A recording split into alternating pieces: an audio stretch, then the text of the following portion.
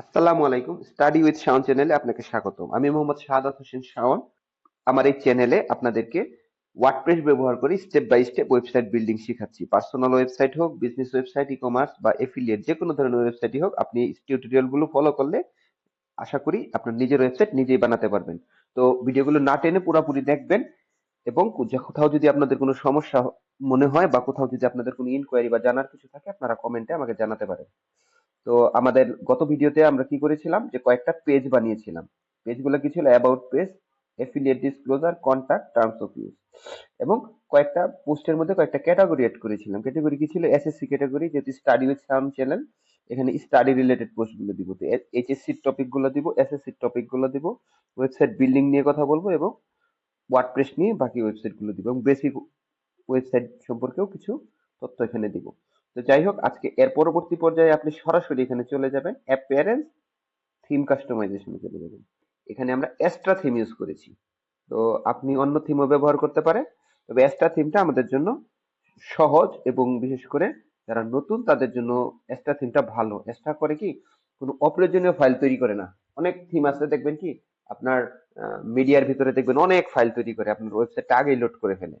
তো আমরা এখানে পুরাপুরি কাস্টমাইজ পেজ নিজে কাস্টমাইজ করব, কোনো এআই ইউজ করব না এবং শুধু এলিমেন্টর ব্যবহার করে ধীরে ধীরে পোস্টগুলা করব। কিন্তু পোস্ট করার আগে আমাদের কাজ হচ্ছে থিমটাকে এডিট করা। থিমটাকে এডিট করতে হলে আরেকবার দেখাই, আপনি ড্যাশবোর্ড, ওয়ার্ডপ্রেসের ড্যাশবোর্ড থেকে এই যে অ্যাপিয়ারেন্স থিমসে চলে যাবেন।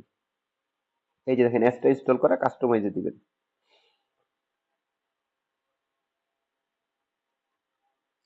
থিম কাস্টমাইজ করার পরে সর্বপ্রথম আপনার কাজ হচ্ছে সাইট আইডেন্টিটিতে চলে যাবেন।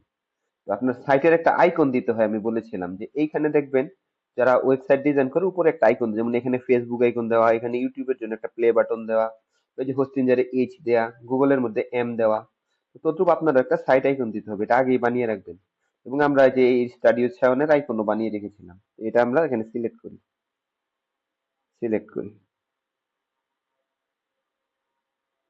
এই যে আমার সাইট আইকন দেওয়া হয়ে গেল। দেখেন এখানে সাইট আইকনটা কিরকম দেখাচ্ছে। তো সাইট আইকন এন্ড লগো, এই যে দেখেন এখানে দেখাচ্ছে সাইট আইকনটা কোথায় থাকবে, প্রাইমারি মেনুটা কোথায় থাকবে। প্রাইমারি মেনুটা যদি আমরা ইচ্ছা করলে মাঝখানে দিতে পারেন, সাইডে দিতে পারেন, তবে যেখানে আছে আমার এখানেই ভালো লাগে। এখানে যদি আমরা দিই, এই যে লোগো, সিলেক্ট সাইট লোগোতে যদি দিই, সিলেক্ট দিলাম, এতটুকু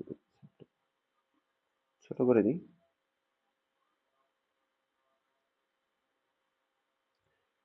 কপি ইমেজ দিলাম, স্টাডি উৎসাহ, এই যে লোগো চলে আসলো। সাইট লোগোটা দেওয়ার পরবর্তী আপনার আরো কিছুখানি কাজ আছে। এই যে ওয়েবসাইটের টাইটেল, ওয়েবসাইটের আপনাকে নাম দিতে হবে। স্টাডি উৎসাহ দেন, STUDY, study with SAWON। Tag লাইনও দেন, web design, website building. এখানে আরো একটু কাজ ছিল, সেটা হচ্ছে আইকনটা এত বড় না, আর একটু ছোট করে দেন।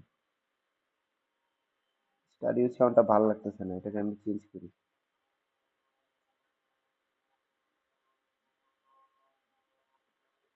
সাইটে এরকম বইয়ের একটা লোগো দিই, হ্যাঁ, এটা ভালো লাগবে।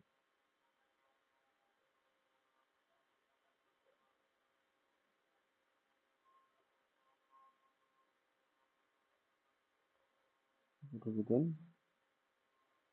এটুকু দিয়ে কপি ইমেজ দেন। যাই হোক, এখন মোটামুটি আমার মনে হয় চলে। এখানে ফন্ট সিলেক্ট করা, ফন্ট ছোট করা, বড় করা আপনাদেরকে আরেকটু পরে দেখাবো, এখন না।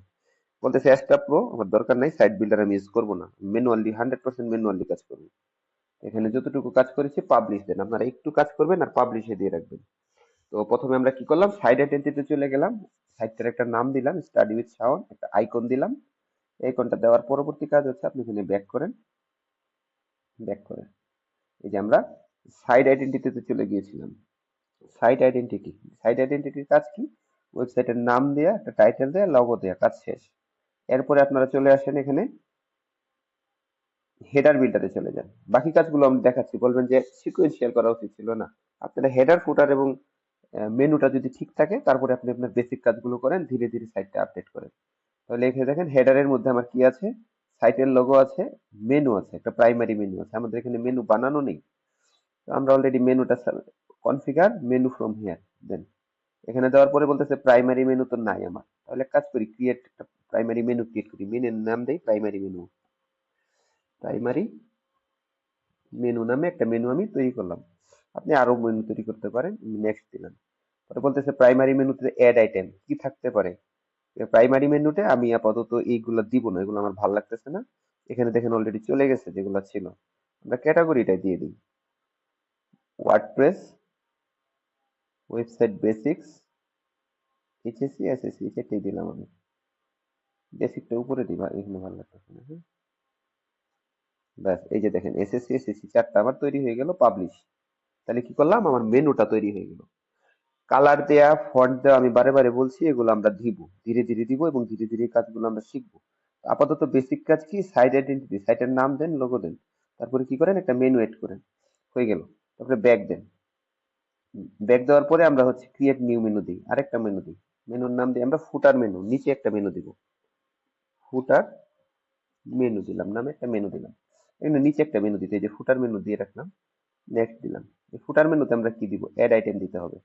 অ্যাড আইটেম দিয়ে ফুটার মেনুতে আমরা পেজেস গুলো দিব। পেজেসে কি বানিয়েছিলাম, contact us, affiliate, terms of use, about us দিয়ে পাবলিশ দিলাম।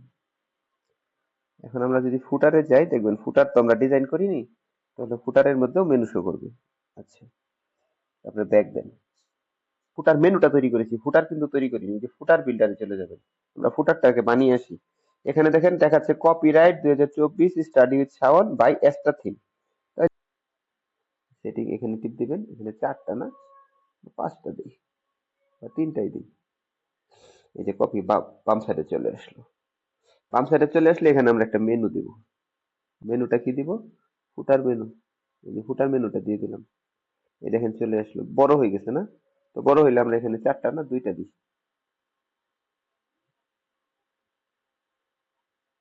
এখানে ফুটার মেনু দিন। দেখেন ফুটার মেনু এখানে আমাকে ঠিক আছে। তো ঠিক যদি থাকে, কপিরাইটের এখানে কপিরাইটের লেখাটা আমরা 2 লাইন করে দিই, ভালো লাগতেছে না। কপিরাইট ওয়েবসাইট টাইটেল, এখানে টেক্সটে চলে যান, এখানে লিখবেন এটা বিআর, আবার এটা ক্লোজ করে দিবেন। তো লাইন ব্রেক করে দিলাম, বিআর মানে হচ্ছে লাইন ব্রেক, এই যে ডাবল কোলন দিয়ে এটা বিআর করে দিবেন। তো যাই হোক, এখন মোটামুটি দেখতে ভালো লাগতেছে। তো আপনারা আপনাদের মতো ডিজাইন করতে পারেন। আপনি এটাকে পাবলিশ দিলাম।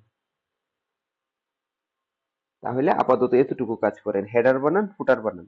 তাহলে এটা আমরা এখন কেটে দিই, এখন আমরা ওয়েবসাইটের চেহারাটা দেখি, ভিজিট সাইটে চলে যাই, চেষ্টা করি। এই দেখেন হেডার আসছে, WordPress basic, WordPress SSC HSC.